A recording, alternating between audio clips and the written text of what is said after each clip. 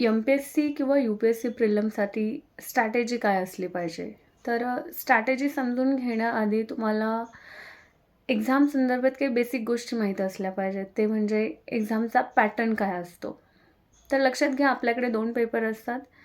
MPSC प्रिलिमसाठी 2 paper असतात. Paper 1 आणि paper 2. Paper 1मध्ये general स्टडीजचा समावेश होतो. त्याला आपण जी-एसचा पेपर म्हणतो. आणि पेपर 2मध्ये सी-सॅटचा पेपर असतो. बरोबर? तर पेपर 1 जो आहे जी-एस जनरल स्टडीज म्हणतो आपण, तर त्याच्यामध्ये सोशल सायन्सचे जितके पण सब्जेक्ट आहेत, सोशल सायन्सेसमध्ये येतात. जसं की हिस्ट्री आहे, जिओग्राफी आहे, सायन्स अँड टेकचा पार्ट आहे.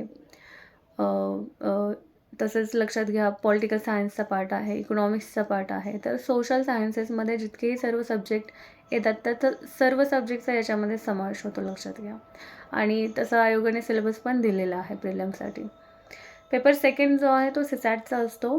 सी-सॅट अगेन क्वालिफाईंग आहे, आपल्याला माहिती आहे. तर मग एकंदरीत जे काही मेरिट लागतं, तर ते जी-एसमध्ये तुम्हाला मार्क्स किती मिळालेले आहेत, तर त्याच्यावरती आधारित असतं म्हणजे. ठीक आहे? ओके. तर आता लक्षात घ्या, की जेव्हा तुम्ही सिलेबस आणि पी-वाय-क्यू अंडरस्टँड करून घेता, म्हणजे आता पेपरचा पॅटर्न समजून घेतला आपण, तर सेकंड स्टेप येते ती म्हणजे सिलेबस आणि पी-वाय-क्यू. आता लक्षात घ्या, आयोग जो आहे तो तुम्हाला पी-वाय-क्यू आणि सिलेबस याच्या व्यतिरिक्त कुठल्याही गोष्टी प्रोव्हाइड नाही करत. म्हणजे आपण म्हणू शकतो की कोणताही आयोग असू द्या, एम-पी-एस-सी किंवा यू-पी-एस-सी आयोग तुमच्याशी 2 गोष्टींमधून बोलत असतो, ते म्हणजे पी-वाय-क्यू आणि सिलेबस. तर आता या 2च गोष्टी तुमच्याकडे आहेत. म्हणजे मला सांगा, कुठल्याही आयोगाने असं काही मेन्शन केलेलं आहे का की तुम्ही हे पुस्तकं वाचा, हे सोर्सेस वाचा आणि त्याच्यातून ॲज इट इज क्वेश्चन येतील? नो, असं कुठेही मेन्शन नाही आहे. तर मग आपल्याला काय करायचं आहे की सर्वात पहिली गोष्ट आपलं काम काय आहे की सिलेबस आणि पी-वाय-क्यूचा ॲनालिसिस करायचं आहे. मग प्रिलिमसाठी काय सिलेबस आहे आणि दुसरी गोष्ट म्हणजे पी-वाय-क्यू ॲनालिसिस अतिशय महत्त्वाचा आहे. बरेचशी मुलं हा जो पार्ट आहे ॲनालिसिसचा तो स्किप करतात. नाही, लक्षात घ्या. आता पी-वाय-क्यू ॲनालिसिस का महत्त्वाचा आहे आणि याच्यातून काय गोष्टी आपल्या लक्षात येणार आहेत? लक्षात घ्या, समजा इकॉनॉमिक्सचा तुम्हाला अभ्यास करायचा आहे प्रिलिमसाठी. इकॉनॉमिक्समध्ये आपल्याला एकंदरीत जर तुम्ही रमेश सिंग किंवा कोणतंही पुस्तक घेतलं तर एकंदरीत 21 टॉपिक त्याच्यामध्ये आढळतात. तर मग मला सांगा, 21चे 21 टॉपिक तुम्हाला अभ्यासायचे आहेत का पूर्णच्या पूर्ण? तर नाही, लक्षात घ्या. जेव्हा तुम्ही ॲनालिसिस करता, तुमच्या लक्षात येतं की त्यातले बरेचसे असे टॉपिक आहेत जे फक्त प्रिलिमला प्रश्न विचारलेले आहेत त्या टॉपिकवरती, आणि काही असे टॉपिक आहेत ज्याच्यावरती फक्त मेन्सला प्रश्न विचारले जातात. म्हणजे जसं की उदाहरणार्थ बँकिंग चॅप्टर घ्या तुम्ही. बँकिंगवरती फक्त प्रिलिमला प्रश्न आढळतील तुम्हाला. आत्तापर्यंत तुम्ही गेल्या 10-15 वर्षाचं ॲनालिसिस करून पहा. तुमच्या लक्षात येईल की बँकिंग हा जो चॅप्टर आहे त्याच्यावरती किंवा ज्या इकॉनॉमिक्सच्या बेसिक टर्म्स आहेत, जी-डी-पी, जी-एन-पी, एन-डी-पी, एन-एन-पी, तर याच्यावरती प्रिलिमलाच प्रश्न विचारलेले आहेत. मेन्सला प्रश्न एकंदरीत नाही आहेत त्याच्यावरती. आता याच्यातून माझ्या काय लक्षात येतं की जेव्हा मी प्रिलिमचा अभ्यास करत असेल एम-पी-एस-सीचा, तर त्यावेळेस मला बँकिंग चॅप्टरवरती फोकस करायचा आहे. आणि माझ्या लक्षात आलेलं आहे की मेन्सला याच्यावरती कमी प्रश्न आहेत. तर मी काय करू शकते की मेन्सला अभ्यास करत असताना बँकिंग चॅप्टर हा स्किप करेल.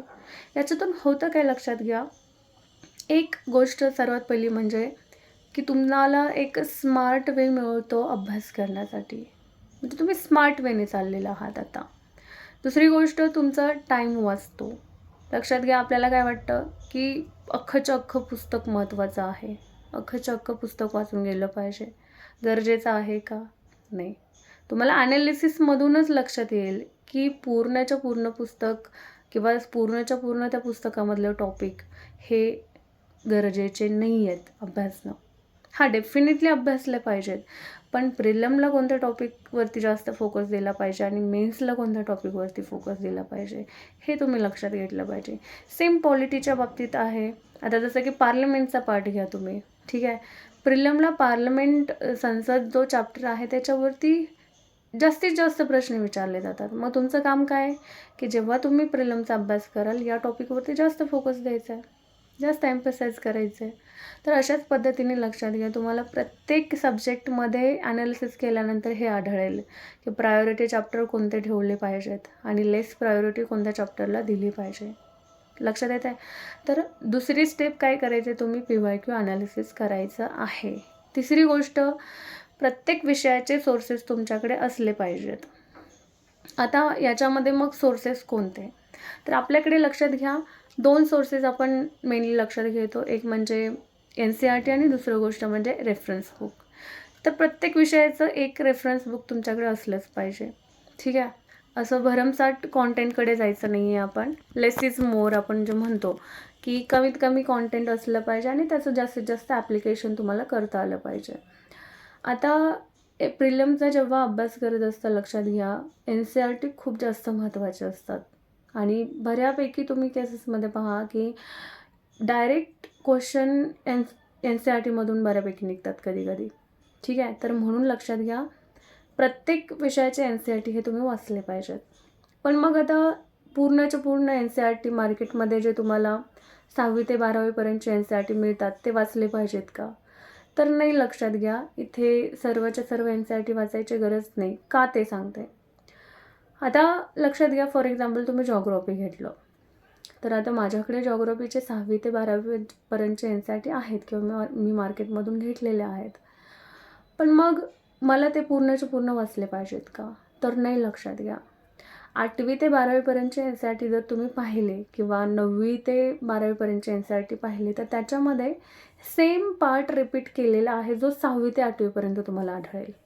मग मला ते डबल वाचण्याची गरज आहे का? जर माझं बऱ्यापैकी चांगलं अंडरस्टँडिंग असेल तर मला ते परत गरज नाही आहे लक्षात घ्या डबल वाचण्याची. तर म्हणून तुम्ही 6वी ते 8वीपर्यंत स्किप करू शकता. डायरेक्ट 9वी, 10वी, 11वी, 12वीचे NCERT वाचू शकता. तर हे लक्षात घ्या, हे केल्याने काय होणार आहे की अगेन तुमचा टाईम वाचणार आहे. कारण काय आहे की 6वी ते 12वीपर्यंतचे NCERT वाचणं, याच्यात तुम्हाला अगेन तुमचे 1 ते 1.5 महिन्यात आरामात जाणार आहे. लक्षात घ्या. आणि मग आपल्याकडे 1च वर्ष असतं आणि आपल्याला बाकीचेही विषय असतात, त्याचे NCERT रेफरन्स बुक वाचायचे असतात, क्वेश्चन पेपरचं प्रॅक्टिस करायचं असतं, अशा मल्टिपल गोष्टी असतात. तर त्यामुळे लक्षात घ्या, जितकं जास्तीत जास्त स्मार्ट पद्धतीने अभ्यास करता येईल ते करणं खूप गरजेचं आहे. पुढची स्टेप म्हणजे काय की आता तुम्ही रीडिंग करून झालेलं आहे, रेफरन्स बुक घेतलेले आहेत, रीडिंग करून झालेलं आहे. तर आता येतो तो पार्ट म्हणजे क्वेश्चन पेपर प्रॅक्टिसचा. तर सुरुवात PYQपासूनच करायची आहे अगेन.